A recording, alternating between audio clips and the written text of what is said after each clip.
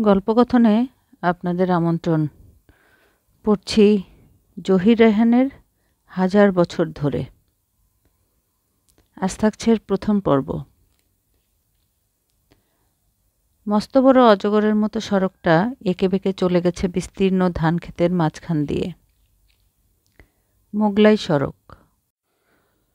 লোকে বলে মোগল বাদশাহ আওরঙ্গজেবের হাতে ধরা পড়বার ভয়ে শাহ সুজা যখন আরাকান পালিয়ে যাচ্ছিল, তখন যাবার পথে কয়েক হাজার মজুর খাটিয়ে তৈরি করে গিয়েছিল এই সড়ক।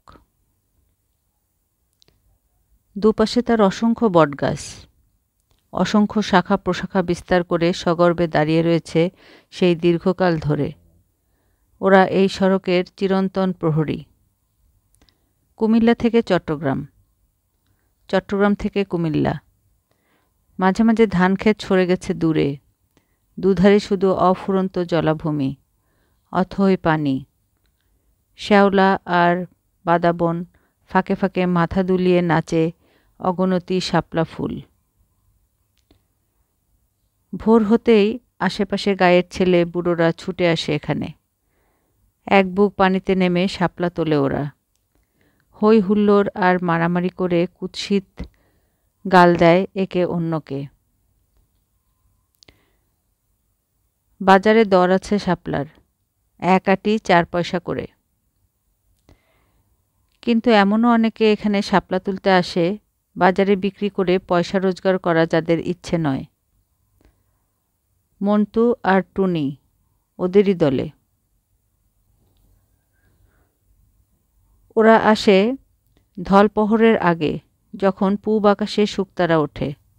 তার ঈষৎ আলোয় পথ চিনে নিয়ে চুপি চুপি আসে ওরা। রাতের শিশিরে ভেজা ঘাসের বিছানা মারিয়ে ওরা আসে ধীরে ধীরে। টুনি ডাঙায় দাঁড়িয়ে থাকে, মন্টু নেমে যায় পানিতে। তারপর অনেকগুলো শাপলা তুলে নিয়ে অন্য সবাই এসে পড়ার আগেই সেখান থেকে সরে পড়ে ওরা। পরীর দিঘির পাড়ে দুজনে কিছুক্ষণ বিশ্রাম নেয়। শাপলার গায়ে লেগে থাকা আঁশগুলো বেছে পরিষ্কার করে। মন্টু বলে, বুড়া যদি জানে তোমারে আমারে মাইরা ফেলাইব। টুনি বলে, ইস, বুড়ার নাক কাইটা দেব না। নাক কাটলে বুড়া যদি মইরা যায়? মরলে তো বাঁচি, বলে ফিক করে হেসে দেয় টুনি। বলে, পাখির মতো উইরা আমি বাপের বাড়ি চইলা যামু। বলে আবার হাসে সে হাসি আশ্চর্য এক সুর তোলে পরীর দিঘির চারপাড়ে প্রতিধ্বনিত হয়। এ দিঘি এককালে এখানে ছিল না। আশেপাশে গায়ের ছেলেবুড়োদের প্রশ্ন করলে তারা মুখে মুখে বলে দেয় এই দিঘির ইতিহাস। কেউ চোখে দেখেনি, সবাই শুনেছে। কেউ শুনেছে তার বাবার কাছ থেকে, তার বাবা জেনেছে তার দাদার কাছ থেকে, আর তার দাদা শুনেছে তারও দাদার কাছ থেকে। সে অনেক বছর আগে। তখন গ্রাম ছিল না, সড়ক ছিল না, কিছুই ছিল না এখানে। শুধু মাঠ, মাঠ আর মাঠ। সীমাহীন প্রান্তর। বৈশাখী পূর্ণিমা রাতে পরীরা নেমে আসতো এই পৃথিবীতে। ওরা নাচতো, গাইতো, খেলতো। লাল পরী, নীল পরী আর সবুজ পরী। পরীদের অনেকের নামও জানা আছে এ গায়ের লোকের, পুঁথিতে লেখা আছে সব। একদিন হঠাৎ পরীদের খেয়াল হলো একটা দিঘি কাটবে, যার পানিতে মনের আনন্দে সাঁতার কাটতে পারবে ওরা। ডুব দিয়ে পানি ছিটিয়ে ইচ্ছে মতো হইহুল্লোড় করতে পারবে। যেই চিন্তা সেই কাজ। আকাশ থেকে খন্তা, কোদাল আর মাটি ফেলবার ঝুড়ি নিয়ে এলো ওরা। বৈশাখী পূর্ণিমার রাত। রূপলি জ্যোৎস্নার স্নিগ্ধ আলোয় ভরে ছিল এই সীমাহীন প্রান্তর। দক্ষিণের মৃদু বাতাস মুখরিত হয়ে উঠেছিল পরীদের হাসির শব্দে, কথায়, গানে আর কাজে। রাত ভোর হবার আগে দিঘি কাটা হয়ে গেল। পাতাল থেকে কলকল শব্দে পানি উঠে ভরে গেল দিঘি। সেই দিঘি, তাকে কেন্দ্র করে গড়ে উঠেছে গ্রাম। এক নয়, অনেক। গভীর রাতে ধপাস ধপাস ঢেকির শব্দে গমগম করে গ্রামগুলো। জোড়া বউকে ঢেকির উপরে তুলে দিয়ে রাত জেগে ধান ভানে বুড়ো মকবুল। পিদিমের শিখাটা ঢেকির তালে তালে মৃদু কাঁপে। মকবুল ধমকে ওঠে বউদের, কি গায়ে শক্তি নাই? এত আস্তে কেন? আরো জোরে চাপ দাও না।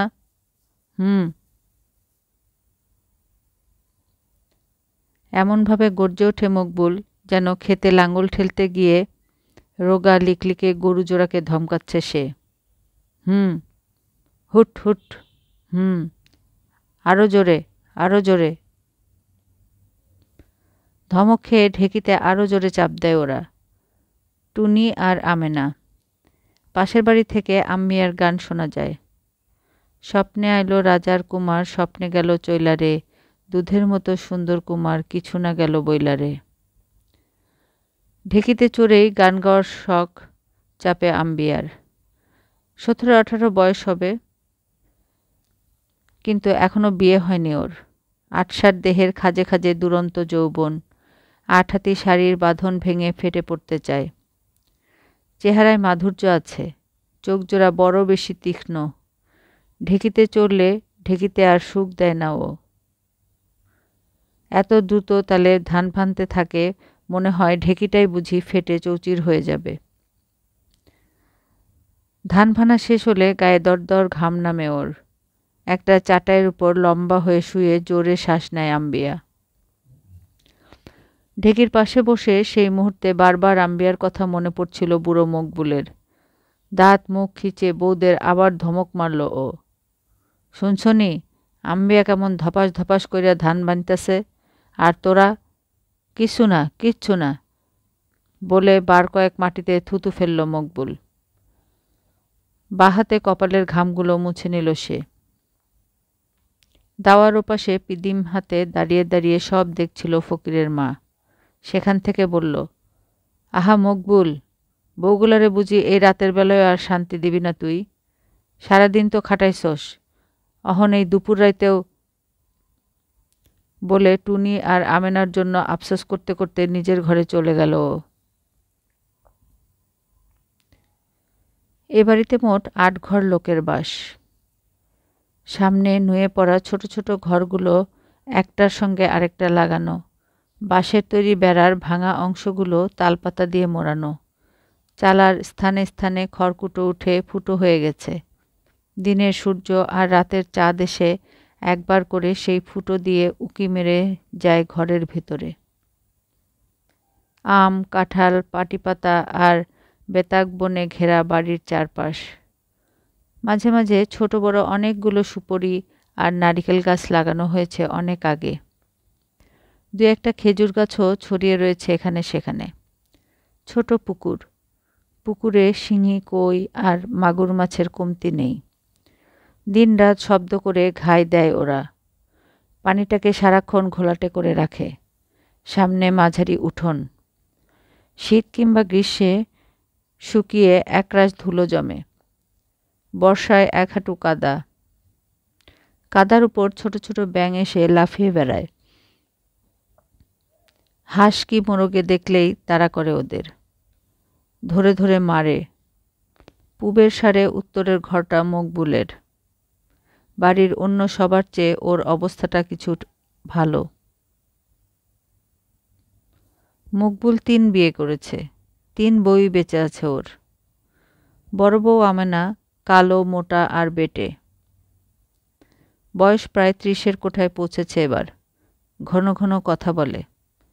কথা বলার সময় পোকায় খাওয়া দাঁতের ফাঁক দিয়ে থুতু ছিটিয়ে সামনের লোকগুলোকে ভিজিয়ে দেয়। পারিবারিক কলহ বাঁধলে তল্পা গুটিয়ে বাপের বাড়ি চলে যাবার হুমকি দেখায়। মেজো ফাতেমা দেখতে রোগা, হ্যাংলা আর লম্বা। বছরে 3 মাস পেটের অসুখে ভোগে। 6 মাস বাপের বাড়িতে কাটায়। বয়সের হিসেবটা সে নিজেও জানে না। কেউ 15 বললেও সায় দেয়, 25 বললেও মেনে নেয়। সবার ছোট টুনি। গায়ের রং কালো, ছিপছিপে দেহ, আয়ত চোখ। বয়স তার 13-14 মাঝামাঝি। সংসার কাকে বলে সে বোঝে না। সমবয়সী কারোর সঙ্গে দেখা হলে সব কিছু ভুলে গিয়ে মনের সুখে গল্প জুড়ে দেয় আর হাসে। হাসতে হাসতে মেঝেতে গড়াগড়ি দেয় টুনি। বুড়ো মকবুলের পরিবারে আরও একজন আছে। তার নাম হিরণ। ও তার বড় মেয়ে, বড় বউয়ের সন্তান। এবার 10 ছেড়ে 11 পড়ল সে। এখন থেকে মকবুল ওর বিয়ের জন্য উঠে পড়ে লেগেছে। 2-1 জায়গায় এর মধ্যে সম্বন্ধও পাঠিয়েছে সে। বড়, মেজ আর ছোট এই 3 বউ নিয়ে মকবুলের সংসার। 3 বউকে বসিয়ে খাওয়ানোর মতো জমি জমা নেই ওর। আসলে বউদের আয় দিয়ে চলে ও। বড় 2 বউ দিব্যি আয় করে। বাজার থেকে পাতা কিনে এনে দিয়েই খালাস মকবুল। 2 বউ মিলে একদিনে 3-4টে চাটাই বুনে শেষ করে। মাঝে মাঝে টুনিও বসে পড়ে ওদের সঙ্গে। কাজ করে। চাটাইগুলো বাজারে বিক্রি করে লাভের অংশ দিয়ে পেঁয়াজ, লঙ্কা আর পান সুপারি কেনে মকবুল। ফসলের দিন সবাই যখন গরু দিয়ে ধান মাড়ায় তখন 3 বউকে লাগিয়ে দেয় ধান মাড়ানোর কাজটা সেরে ফেলে ও। বর্ষা পেরিয়ে গেলে বাড়ির উপরে যে ছোট জমিটা রয়েছে তাতে 3 বউকে কোদাল হাতে নামিয়ে দেয়। মকবুল নিজেও সঙ্গে সঙ্গে থাকে। মাটি কুপিয়ে কুমড়ো আর সিমের গাছ লাগায়। দুবেলা জল ঢেলে গাছগুলোকে তাজা রাখে। সুখ আছে আবার সুখ নেই ও মকবুলের জীবনে।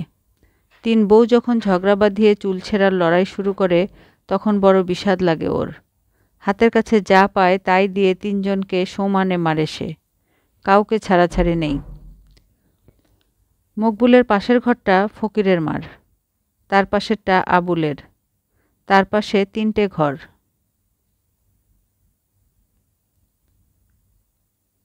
সবার দক্ষিণে যে ঘরটা সবার চেয়ে ছোট ওটায় থাকে মন্তু। একা মানুষ। বাবা মা ভাই বোন কেউ নেই। বাবাকে হারিয়েছে ও জন্মের মাসখানেক আগে, মাকে 10 বছর বয়সে। লোকে বলে মন্তু নাকি বড় একগুঁয়ে আর বদমেজাজি। স্বভাবটা ঠিক জানোয়ারের মতো। টুনি বলে অমন মাটির মানুষ নাকি এ জন্মে আর দেখেনি সে। আহা, অমনটি আর হয় না। ওপাশে আর কোনো ঘর নেই। পশ্চিমের সারে দক্ষিণের ঘরটা মনুর। তার পাশে থাকে সুরত আলী, তার পাশে গনু মোল্লা। গনু মোল্লা নির্ভেজাল মানুষ, কারো সাথেও থাকে না, পাচেও না। জমি জমা নেই, চাষবাসের প্রশ্ন ওঠে না। সারাদিন খোদার ইবাদত করে। যেখানে যায় তসবির ছড়াটা হাতে থাকে তার। আপন মনে তসবি পড়ে। দিঘিকে কেন্দ্র করে এই গ্রাম। কখন কোন যুগে পত্তন ঘটেছিল এই গ্রামের কেউ বলতে পারে না, কিন্তু এ বাড়ির পত্তন বেশি দিন আগে নয়। 80 কি খুব জোর 90 বছর হবে। সেই 1300 সনের বন্যা। অমন বন্যা 2-4 জন্মে কেউ দেখেনি। মাঠ ভাসলো, বাড়ি ভাসলো, ভাসলো কাজীর কুষাণ। কিছু বাদ নেই। ঘর বাড়ি গোয়াল গরু সব, এমনকি মানুষ ভাসলো। জ্যান্ত মানুষ, মরা মানুষ। তালগাছের ডগায় ঝুলানো বাবু পাখির বাসায় কিছুকালের জন্য পরম নিশ্চিন্তে ঘর বেঁধেছিল পুঁটি মাছের ঝাঁক। রহমতগঞ্জ, কুলাউড়া, নিজামপুর ভেসে সব একাকার হলো। বুড়ো কাশেম শিকদার ছিল কুলাউড়ার বাসিন্দা। বুড়ো আর বুড়ি। ছেলেপিলে ছিল না ওদের। মাটির নিচে পুঁতে রাখা টাকা ভরা কলসিটা বুকে জড়িয়ে ধরে বানের জলে ভাষণ দিল বুড়া আর বুড়ি। কলাগাছের ভেলায় 4 দিন 4 রাত্রি। খাওয়া নেই, দাওয়া নেই, একেবারে উপোস। তেষ্টায় বুকের ছাতি ফেটে যাবার উপক্রম। ভেলা ভাসছে আর ভাসছে। অবশেষে এসে ঠিকল এ দিঘির পাড়ে। লাল পরী, নীল পরী আর সবুজ পরীর দিঘি। ছোটোখাটো একটা পাহাড়ের মতো উঁচু, যার পাড়। গ্রামটা পছন্দ হয়ে গেল কাশেম শিকদারের। কলসি থেকে টাকা বের করে 2-4 বিঘে জমি কিনে ফেলল সে। গোড়াপত্তন হলো এ বাড়ির। বাড়ির চারপাশে আম, কাঁঠাল, সুপরি আর নারিকেলের গাছ লাগালো কাশেম শিকদার। পুকুর কাটল, ভিটে বাঁধল, পছন্দ মতো ঘর তুলল বড় করে। কিন্তু মনে কোনো শান্তি পেল না সে। ছেলেপুলে নেই, মারা গেলে কে দেখবে এত বড় বাড়ি। মাঝে মাঝে চিন্তায় এত বিভোর হয়ে যেত যে খাওয়া দাওয়ার কথা মনে থাকতো না তার। বুড়ি সমীরণ বিবি লক্ষ্য করতেন সব, বুঝতেন কেন স্বামীর মনে সুখ নেই, চোখে ঘুম নেই, আহারে রুচি নেই। মনে মনে তিনিও দুঃখ পেতেন। তারপর একদিন জল ভরা চোখে স্বামীর পাশে এসে দাঁড়ালেন সমীরণ বিবি। আস্তে করে বললেন, তুমি আর একটা নিকা করো। বলতে গিয়ে বুকটা ফেটে যাচ্ছিল তার। দুগণ্ড বেয়ে অবিরাম পানি গড়িয়ে পড়ছিল।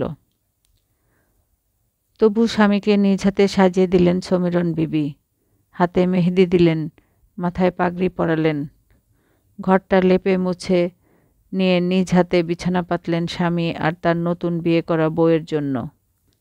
আদর করে হাত ধরে এনে শোয়ালেন তাদের। নতুন বউয়ের কাঁচা হলুদ ঝলসানো দেহের দিকে তাকাতে সাহস পেলেন না সমীরণ বিবি। ছুটে ঘর থেকে বাইরে বেরিয়ে এলেন। ছুরির তীক্ষ্ণ ফলা দিয়ে কে যেন তখন কলজেটা কুটি কুটি করে কাটছিল তার। নিজেকে আর বেঁধে রাখতে পারলেন না তিনি। পুকুর পাড়ে ধুতুরা ফুলের সমারোহ। গুনে গুনে 4টা ফুল হাতে নিলেন। তারপর ধীরে ধীরে সেগুলো মুখে পুরে নিয়ে নীরবে ঘুমিয়ে পড়লেন। দিঘির পাড়ে উঁচু ঢিবির মতো তার কবরটা আজও চোখে পড়ে সবার আগে। ধপাস ধপাস ঢেকির শব্দে গম গম শিকদার বাড়ি। ঘুমে ঢুলু ঢুলু বউ দুটোর গা বেয়ে দরদর ঘাম নামে। এতক্ষণে রীতিমতো হাঁপিয়ে উঠেছে ওরা। আঁচলটা কাঁধের উপর থেকে নামিয়ে নিয়ে সামনে হাত রাখার বাঁশের উপরে গুটিয়ে রেখেছে দুজনে। মাঝে মাঝে তুলে নিয়ে বুক আর গলার ঘাম মুছে নিচ্ছে। গায়ে কাপড়টা চপচপ করছে ওদের। সেদিকে খেয়াল নেই মকবুলের। ও ভাবছে অন্য কথা। বাড়ির ওপরের জমিটাকে লাঙল না দিলে নয়, অথচ হাল যে একটা ধার পাবে সে সম্ভাবনা নেই। লাঙল অবশ্য যা হোক একটা আছে ওর, অভাব হলো গরুর। গরু না হলে লাঙল টানবে কিসে? আচ্ছা, এক কাজ করলে কেমন হয়? মকবুল ভাবল। বউ দুটোকে লাঙলে জুড়ে দিয়ে, দূর, এটা ঠিক হবে না। লোকে গালাগাল দেবে ওকে। বলবে, দেখো বউ দুইটা দিয়ে লাঙলও টানায়। তার চেয়ে এক কাজ করলে কি ভালো হয় না? না, বউদের দিয়েই লাঙল টানবে সে। দিনে নয়, রাতে। বাইরের কোনো লোক দেখবার কোনো ভয় থাকবে না তখন। বউরা অবশ্যই আপত্তি করতে পারে, কিন্তু ওসব পরোয়া করে না মকবুল। মুফতে বিয়ে করেনি সে। পুরো 4 টাকা মোহরানা দিয়ে একটা বিয়ে করেছে। ভাবছিল আর সোনারং ধানগুলো ঢেকির নিচে ঠেলে দিচ্ছিল মকবুল। হঠাৎ একটা তীব্র আর্তনাদ করে হাতটা চেপে ধরল সে। অসতর্ক মুহূর্তে ঢেকিটা হাতের উপর এসে পড়েছে ওর। আল্লাহ রে বলে মুখটা বিকৃত করল মকবুল। টুনি আর আমেনা এতক্ষণ স্তব্ধ হয়ে দাঁড়িয়েছিল ঢেকির উপর। ঘোর কাটতে ছুটে এলো ওরা। ওদের কাছে এগিয়ে আসতে দেখে ওদের গায়ের উপর থুতু ছিটিয়ে দিল মকবুল।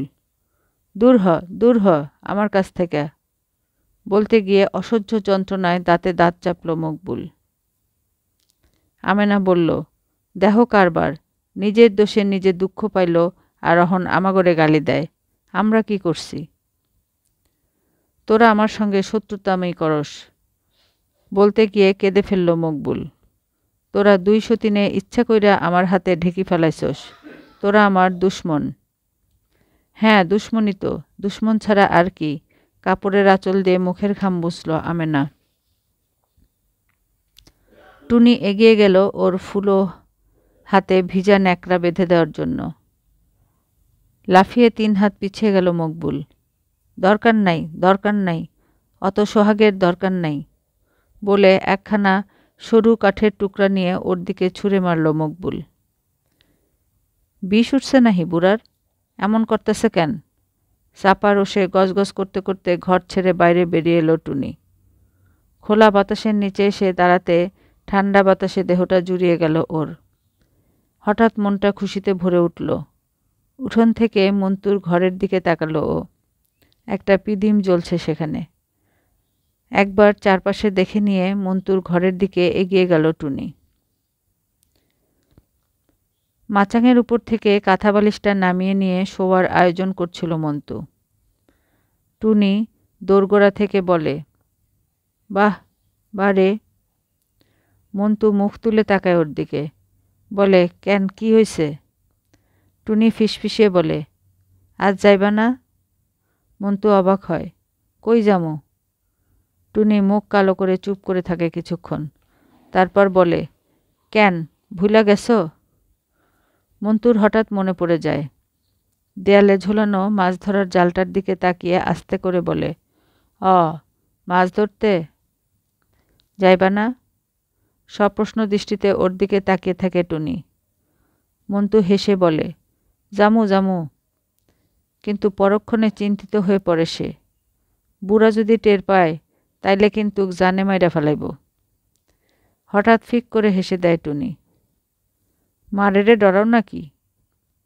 মন্তু সে কথার জবাব না দিয়ে বলে, ভাত খাইছো? না। তুমি খাইছো? তুমি গিয়া খাইয়া আসো, যাও, জলদি কইরা এসো। বিছানাটা আবার গুটিয়ে রেখে বেড়ার সঙ্গে ঝোলানো জালটা মাটিতে নামিয়ে নেয় মন্তু।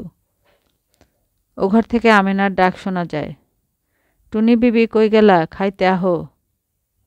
আহি বলে সেখান থেকে চলে যায় টুনি। আজকাল রাতের বেলা আমেনার ঘরে শোয় মকবুল। টুনি থাকে পাশের ঘরে। আগে ফাতেমা আর ও দুজনে একসঙ্গে থাকতো।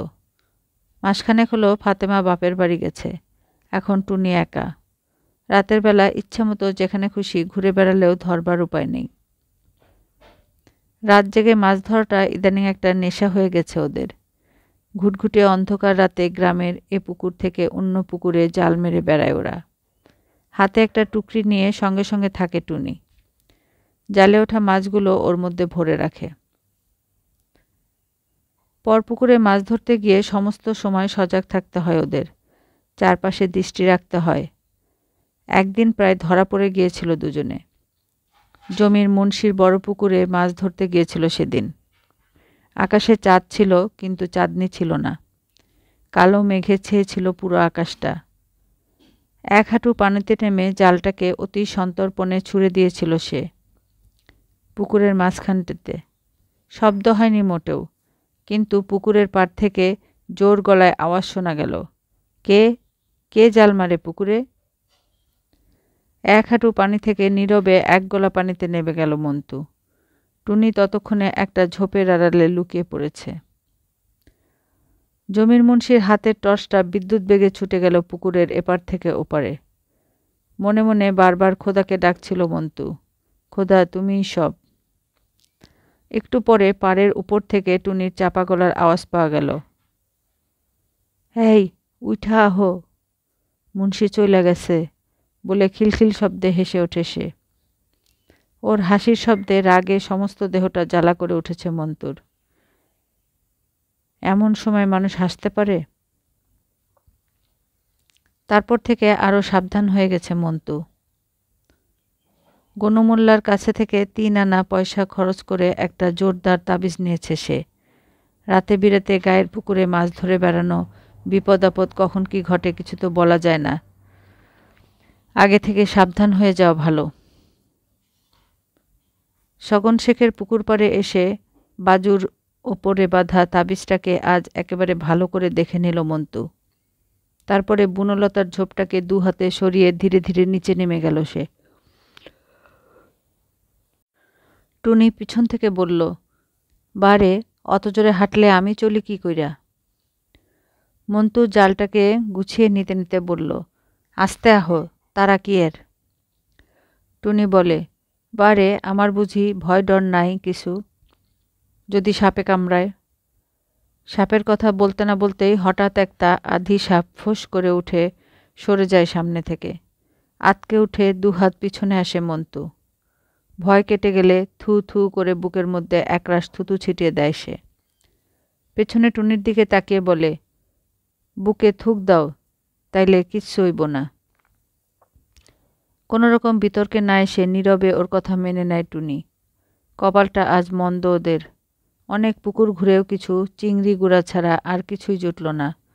মাছগুলো আজকাল কেমন যেন শেয়ানা হয়ে গেছে। পুকুরের ধারে কাছে থাকে না, থাকে গিয়ে একেবারে মাঝখানটিতে। অতদূর জাল উড়িয়ে নেওয়া যায় না। টুনি বলে, থাউক, আজ থাউক, চলো বাড়ি ফিরা যাই। জালটাকে ধুয়ে নেয় মন্তু, আস্তে বলে, চলো। সকালে ঘুম থেকে উঠে ফুলো হাতটা কোলে নিয়ে বসে বসে আবুল আর হালিমার ঝগড়া দেখছিল মকবুল। অনেকক্ষণ কি একটা বিষয় নিয়ে তর্ক চলছে ওদের মধ্যে। দাওয়ায় বসে যা মুখে আসছে ওকে বলে যাচ্ছে আবুল। হালিমাও একবার চুপ করে নেই। উঠোনে একটা লাউয়ের মাচা বাঁধতে বাঁধতে দুই একটা জবাবও দিচ্ছে সে। মকবুল হাতের ব্যথায় মৃদু কাতরাচ্ছিল আর পিটপিট করে তাকাচ্ছিল ওদের দিকে। হঠাৎ দাওয়া থেকে ছুটে এসে মুহূর্তে হালিমার চুলের গোছা চেপে ধরল আবুল। তারপর কোনো চিন্তা না করে সাজরে একটা লাথি বসিয়ে দিল ওর তলপেটে। মাগো বলে পেটটা দুহাতে চেপে ধরে মাটিতে বসে পড়ল হালিমা। রাগে তখন ফোপাচ্ছে আবুল। আমার ঘরের ভাত মাংস ধ্বংস কইরা রাস্তার মানুষের লগে পিরিত, জানে খতম কইরা দিমু না তোরে, কাইটটা রাস্তায় ভাসায় দিমু না, বলে আবার ওর চুলের গোছাতে হাত দিতে যাচ্ছিল আবুল। বুড়ো মকবুল চিৎকার করে উঠল, খবরদার আবুল্লা, তুই যদি বউয়ের গায়ে আরেকবার হাত তুলছস তাইলে ভালো হইব না কিন্তু। আমার ঘরনির গায়ে আমি হাত তুলি কি যা ইচ্ছা করি, কইবার কে? পরক্ষণে আবুল জবাব দিল, তুমি যখন তোমার ঘরনিরে তুলাপেটা করো তখন কি আমরা বাধা দেই? অমন কোণঠাসা উত্তরের পরে আর কিছু বলার থাকে না মকবুলের। শুধু জ্বলন্ত দৃষ্টিতে এক নজর ওর দিকে তাকালো মকবুল। আবুল তখন ঘরের ভিতরে টেনে নিয়ে চলেছে হালিমাকে। ভিতরে নিয়ে গিয়ে ঝাঁপি বন্ধ করে মনের সুখে মারবে। ওর ইচ্ছেটা হয়তো বুঝতে পেরেছিল হালিমা, তাই মাটি আঁকড়ে ধরে গোঙাতে লাগলো সে। ওগো তোমার পায়ে পড়ি, আর মাইরো না, মইরা যামো। চুপ চুপ, তীব্র গলায় ওকে শাসিয়ে ঝাঁপিটা বন্ধ করে দেয় আবুল। হেঁচকা টানে ওর পরনের শাড়ি, ছেঁড়া ময়লা শাড়িটা খুলে নিয়ে ঘরের এক কোণে ছুঁড়ে ফেলে দেয় সে। তালি দেওয়া পুরনো ব্লাউজটা আটসাট করে বাঁধা ছিল, টেনে খুলে ফেলে আবুল। তারপর দুপায়ে নগ্ন দেহটাকে প্রচণ্ডভাবে নাড়াতে থাকে সে। বেড়ার সঙ্গে পুরনো একটা ছড়ি ঝোলানো ছিল, সেটা এনে হালিমার নরম তুলতুলে কপালে কয়েকটা আঁচড় টেনে দেয় আবুল। এইবার পীড়িত করো, আরও পীড়িত করো রাস্তার মানুষের লগে। আহারে, এরা মাইয়াডারে মাইরা ফেলাইছস না, ওরে ও পাশাইন না, দরজা খোল, মারিস না আর মারিস না, জাহান্নামে যাইবি, মারিস না। বাইরে থেকে দু হাতে ঝাঁপিটাকে ঠেলছে ফকিরের মা। আবুল একবার তাকালো সেদিকে, কিন্তু ঝাঁপি খুলল না। বউ মারায় একটা পৈশাসিক আনন্দ পায় আবুল। পানবিড়ির মতো এও যেন একটা নেশা হয়ে গেছে ওর। মেরে মেরে এর আগে দুটো বউকে প্রাণে শেষ করে দিয়েছে সে। প্রথম বউটা ছিল এ গায়েরই মেয়ে, আয়শা, একটু বেটে, একটু মোটা আর রঙের দিক থেকে শ্যামলা। অপূর্ব সংযম ছিল মেয়েটির, আশ্চর্য শান্ত স্বভাব। কত মেরেছে ওকে আবুল, কোনোদিন একটু শব্দও করেনি। পিঠটা বিছিয়ে দিয়ে উপুর হয়ে চুপচাপ বসে থাকত। কিল চাপড় ঘুষি ইচ্ছে মতো মারত আবুল। একটা সামান্য প্রতিবাদ নেই, প্রতিরোধ নেই, শুধু আড়ালে চোখের পানি ফেলত মেয়েটা। তারপর একদিন ভীষণভাবে রক্তবমি শুরু হলো ওর, জমাট বাঁধা কালো কালো রক্ত। ঘণ্টা দুয়েকের মধ্যে মারা গেল আয়শা। আয়শাটিকে ছিল বছর 3, তার পরেরটা কিন্তু ওর চাইতেও কম, মাত্র 2 বছর। অবশ্য জমিলার মাত্র 2 বছর টিকে থাকার পিছনে একটা কারণও আছে। ও মেয়েটা ছিল একটু বাচাল গোছের আর একটু রুক্ষ মেজাজের। সহজে আবুলের কিলচাপড়গুলো গ্রহণ করতে রাজি হতো না সে। মারতে এলে কোমরে আঁচল বেঁধে রুখে দাঁড়াত। হাজার হোক মেয়ে তো, পুরুষের সঙ্গে পারবে কেন? বাধা দিতে গিয়ে আরও বেশি পরিমাণ মার খেত জামিলা। ও যখন মারা গেল আর ওর মৃতদেহটা যখন গরম পানি দিয়ে পরিষ্কার করছিল সবাই, তখন ওর সাদা ধবধবে পিঠের উপরে সাপের মতো আঁকাবাঁকা ফুলে ওঠা রেখাগুলো দেখে শিউরে উঠেছিল অনেকে। ওরে পাশান্নারে, এমন দুধের মতো মাইয়াটারে শেষ করলি তুই। আয়শা মারা যাবার পর অবশ্য ভীষণ কেঁদেছিল আবুল। গড়িয়ে গড়িয়ে কেঁদেছিল সারা উঠোনে। পাড়াপড়শিদের বলেছিল, আহা, বড় ভালো আছিল আয়শা। আমি পাশান্না, তার কদর বুঝলাম না। আহারে, এমন বউ আর পামু না জীবনে। আয়শার শোকে 3 দিন এক ফোঁটা দানা পানিও মুখে পড়েনি আবুল। 3 রাত কাটিয়েছে ওর কবরের পাশে বসে আর শুয়ে। পাড়াপড়শিরা ভেবেছিল ওর চরিত্রে বুঝি পরিবর্তন এলো এবার ভালো দেখে একটা বিয়ে শাদী করিয়ে দিলে সুখে শান্তিতে ঘর সংসার করবে আবুল। কিন্তু জমিলার সঙ্গেও সেই একই ব্যবহার করছে আবুল। একই পরিণাম ঘটেছে জমিলার জীবনেও। দ্বিতীয় বউয়ের মৃত্যুতে আবুলের গড়াগড়ি দিয়ে কান্নার কোনো মূল্য দেয়নি পড়শিরা। মুখে বিরক্তি এনে বলেছে, আর অত ঢং করিস না আবুল্লা, তোর ঢং দেখলে গা জ্বালা করে। আমার বউয়ের দুঃখে আমি কাঁদি, তোমাকেও জ্বালা করে কেন? ওদের কথা শুনে ক্ষেপে ওঠে আবুল। কপালে এক মুঠো ধুলো ছুঁয়ে সহসা একটা প্রতিজ্ঞা করে বসে সে। এই তওবা করলাম, বিয়ে শাদী আর করবো না। খোদা, আমারে আর বিয়ার মুখ দেখাইও না। খোদা, আমার শত্রুরা আরামে থাকুক। বলতে গিয়ে ডুকরে কেঁদে ওঠে আবুল। পড়শিরা গালে হাত দিয়ে বলেছে, ইয়া আল্লাহ, এ কেমন তোর কথা? বউ মারলি তুই, সেই কথা বইলা কি শত্রুতামি করলাম নাকি আমরা? সাচা কথা কইলেই তো মানুষ শত্রু হয়। ঠিক কইছে বৌসির মা, সাচা কথা কইলেই এমন হয়। তা আমাগো কইবারও জোর বা দরকার কি? ওর বোরে মারুক কি কাটুক কি নদীতে ভাসায় দিক, আমাগো কি তাতে? সেদিন থেকে আবুলের সাথে পাচে আর কেউ নেই ওরা। আজকাল হালিমাকে যখন প্রহর অন্তর একবার করে মারে আবুল, তখন কেউ কিছু বলে না, চুপ করে থাকে। মাঝে মাঝে বুড়ো মকবুল একাত্তু বাধা দেবার চেষ্টা করে। আবুল্লা, তোর কি মানুষের পরাণ না? এমন কইরা যে মারস বউডারে, তোর মনে এতটুকু চোট লাগে না আবুল্লা?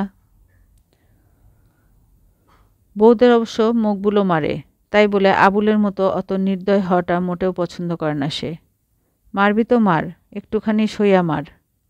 অপরাধের গুরুত্ব দেখা সেই পরিমাণ মার। এই হলো মকবুলের নিজস্ব অভিমত। অপরাধ এমন কোনো সাংঘাতিক করেনি হালিমা। পাশের বাড়ির নুরুর সঙ্গে কি একটা কথা বলতে গিয়ে হেসেছিল জোরে। দূর থেকে সেটা দেখে গা জ্বালা করে উঠেছে আবুলের। একটা গভীর সন্দেহে ভরে উঠেছে মন। এমন খোলা হাসি তো আবুলের সঙ্গে কোনোদিন হাসেনি হালিমা। বেহুশ হালিমাকে ভিতরে ফেলে রেখে আবুল যখন বাইরে বেরিয়ে এলো, তখন সর্বাঙ্গে ঘামের স্রোত নেমেছে ওর। পরনের লুঙ্গি দিয়ে গায়ের ঘামটা মুছে নিয়ে দাওয়ার উপর দম ধরে অনেকক্ষণ বিশ্রাম নিল আবুল। মাটির হুকোটাকে নেড়েচেড়ে কি যেন দেখল। তারপর কলকেটা হাতে নিয়ে উঠে দাঁড়ালো সে। রশিদের বউ সালেহা উঠোনে বসে চাটাই বুনছিল। আবুলকে এদিকে আসতে দেখে মুখ টিপে হেসে বলল, বউয়ের পীড়িত বুঝি আর সইল না মেয়ার? আর সইব, বহুত সইছি। মুখ বিকৃত করে পুরনো কথাটাই আবার বলে গেল আবুল। আমার ঘরের ভাত খাইয়া রাস্তার মানুষের সঙ্গে পীড়িত, তুমি কও ভাবি, এইটা কি সহ্যকরণ যায়? হ্যাঁ, তাতে খাঁটি কথাই কইস। সালেহা ছোট্ট একটা দীর্ঘনিশ্বাস ছেড়ে বলে, ঘরণী যদি মনের মতো না হয় তাহলে কি তারে নিয়ে আর সুখে ঘর করণ যায়? আর ভাবি, দুনিয়াদারি আর ভাল লাগে না। ইচ্ছা করে 2 চোখ যেই দিকে যায় চইলা যাই। বলে ধপ করে মাটিতে বসে পড়ল আবুল। তারপর কলকেটা সালেহার দিকে এগিয়ে দিয়ে বলল, চুলায় আগুন আছে, একটুখানি আগুন দাও। এই দি, বলে কলকেটা হাতে নিয়ে ঘরের ভিতর চলে গেল সালেহা। একটু পরে আবার বেরিয়ে এলো সে। ও কাছে আসতে গলার স্বরটা একেবারে খাদে নামিয়ে এনে আবুল বলল, আজ আর ছাড়ি নাই ভাবি, যতক্ষণ পারছি মারছি। তুমি একটু তেল গরম কইরা দিও ওর গায়ে। হাড্ডি না দুই একখান ভাইয়াঙ্গা গেছে কে জানে। তাইলে তো বড় বিপদ হইব। কাম কাজ কত পইরা রইছে, সব কিছু বন্ধ হইয়া যাইব। সেই কথা কি আগে খেয়াল আসিল না মিয়ার? সালেহা মুখ বাঁকালো। কামকাজের যখন ক্ষতি হইব জানো, তখন না মারলেই পারতা। মারলা কেন? উহু, আবুল সঙ্গে সঙ্গে জবাব দিল। মারছি ঠিক করছি, না মারলে আঙ্কারা পাইয়া যাইত। আর আঙ্কারা কি এমনি কম পাইছে? চারদিকে এক পলক তাকিয়ে নিয়ে চাপা স্বরে সালেহা বলল, নুরুর সঙ্গে কি আজকে কথা কইছে? ও তো রোজ কথা কয়। কি? চোখ জোড়া আবার ধপ করে জ্বলে উঠল আবুলের। আমারে এতদিন কও নাই কেন? সালেহা বলল, কি দরকার বাপু আমাগো মিশিমিশি শত্রু বইনা? কইতাম গেলে তো অনেক কথাই কইতে হয়, তা কি আর একদিনে শেষ করা যায়? কি কথা কও ভাবি, খোদার কসম ঠিক কইরা কও। তামাক খাওয়াটা একেবারে ভুলে গেল আবুল। সালেহা আস্তে আস্তে করে বলল, যাই কও বাপু, কারো বদনাম করার অভ্যাস আমাকেও নাই। কিন্তু কই কি, এই বউটা তোমার বড় ভালো হয় নাই। আমরা তো আয়সারেও দেখছি, জমিলারেও দেখছি, ওরা তো আমাগো হাতের উপর দিয়াই গেছে। চরিত্রে অগ তুলনা ছিল না, কিন্তু হালিমার স্বভাব চরিত্র বাপু আমার বড় ভালো লাগে না। বলতে গিয়ে বার কয়েক কাশল সালেহা। কাশটা গিলে নিয়ে আবার সে বলল, ইয়ে মানে বাইরের মানুষের সঙ্গে হাসাহাসি আর ঢলাঢলি, একটুখানি লজ্জাসরম তো থাকা চাই। কথা শেষে আবুলের রক্তলাল চোখজোড়ার দিকে দৃষ্টি পড়তে রীতিমতো ভয় পেয়ে গেল সালেহা। একটু ধমকের সুরে বলল, দেখো বাপু, তুমি আবার মাইয়াডারে মারতে শুরু করো না। এমনিতে বহুত মারছ, এতে যদি শিক্ষা না হয় তাহলে আর জন্মেও হইব না। সালেহার কথাটা শেষ হবার আগেই সেখান থেকে চলে গেছে আবুল। কলকেটা নিয়ে যেতে ভুলে গেছে সে। একটু পরে আবার হালিমার কান্নার শব্দ শোনা গেল ঘর থেকে। আবুল আবার মারছে তাকে। এতক্ষণে ঘুম থেকে উঠল টুনি। এত শীঘ্রই উঠত না সে। বুড়ো মকবুলের ধমক খেয়ে শুয়ে থাকাটা নিরাপদ মনে করল না সে। মনে মনে বুড়োকে 1100 অভিশাপ দিল। চোখ জোড়া জ্বালা করছে তার, মাথাটা ঘুরছে, সারা দেহে বিশ্রী এক অবসাদ। ছড়ানো শাড়িটা চাটাইয়ের উপর থেকে গুটিয়ে নিয়ে উঠে দাঁড়ালো টুনি। ঘরের পাশে ছায়ের গাদা থেকে একটা পোড়া কাঠের কয়লা তুলে নিয়ে সেটা দিয়ে দাঁত মাজতে মাজতে পুকুরের দিকে চলে গেল। এক গলা পানিতে নেমে মন্তু গোসল করছে পুকুরে। ঘোলাটে পানি আরও ঘোলাটে হয়ে গেছে। কতগুলো হাঁস প্যাক প্যাক করে সাঁতার কাটছে এপার থেকে ওপারে, আর মাঝে মাঝে মুখটা পানিতে ডুবিয়ে দিয়ে চ্যাপ্টা ঠোঁট দিয়ে কি যেন খুঁজে বেড়াচ্ছে ওরা। কাঁঠাল গাছের গুঁড়ি দিয়ে বানানো ঘাটের এক কোণে এসে নীরবে দাঁতন করতে বসল টুনি। পা জোড়া পানির মধ্যে ডুবিয়ে দিয়ে এক মনে দাঁতন করতে করতে হঠাৎ তার নজরে এলো মন্তুর পিঠের উপরে একটা লম্বা কাটা দাগ। মনে হলো কিছুক্ষণ আগেই বুঝি কিছুর সঙ্গে লেগে চিড়ে গেছে পিঠটা। ওমা বলে মুখ থেকে হাত নামিয়ে নিল টুনি। এই এই শোনো। মন্তু ওর দিকে ঘুরে দাঁড়িয়ে বলল, কি কি হয়েছে? এইদিকে আহো না এইদিকে। কাছে আসতে ওর পিঠটাকে ভালো করে দেখে নিয়ে বলল, এইখানটা চিরল কেমন কইরা? মন্তু হেসে দিয়ে বলল, গতকাল রাতে সগন শেখের পুকুর পাড়ে একটা বুনলতার কাটা লাগছিল পিঠে। টুনির চোখ জোড়া মুহূর্তে করুণ হয়ে এলো। দরদ ভরা কণ্ঠে সে আস্তে করে বলল, চলো কচু পাতার ক্ষীর লাগাইয়া বাইন্দা দেই, নইলে পাইকা যাইব, শেষে কষ্ট পাইবা। মন্তু আবার এক গলা পানিতে নেমে যেতে যেতে বলল, দূর, কিছু হইব না আমার। টুনি কিছু বলতে যাচ্ছিল, হঠাৎ মকবুলের উঁচু গলার ডাকে ওর কথার ছেদ পড়ল। কই টুনি বিবি, বলি বিবিজানের মুখধন কি অহনো হইল না নাকি?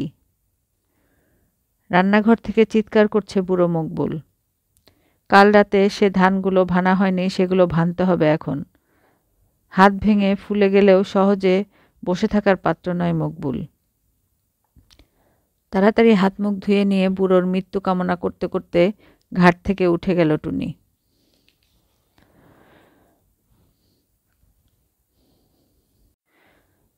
আজকের পর্বের এখানেই সমাপ্তি। গল্প শুনতে ভালো লাগলে সাবস্ক্রাইব করে শেয়ার লাইক করুন। ভালো থাকুন, সুস্থ থাকুন। আল্লাহ হাফেজ।